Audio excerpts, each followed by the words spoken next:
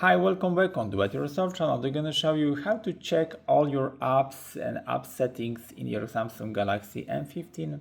To do this operation, scroll up, go to settings and search for the icon name, of course, apps.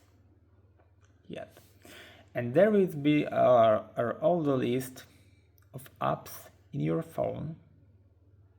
The list will be a big, because this all apps.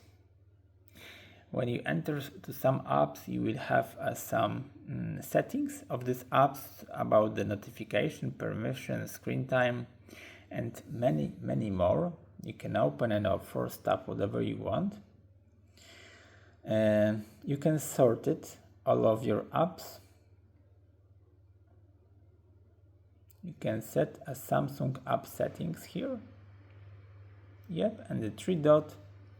You have the permission manager, special access, and reset app preferences if you wish. So that's it for now. I hope the video is helpful for you. If yes, you can leave like, leave comment, and leave subscribe, and see you by next video. Hey!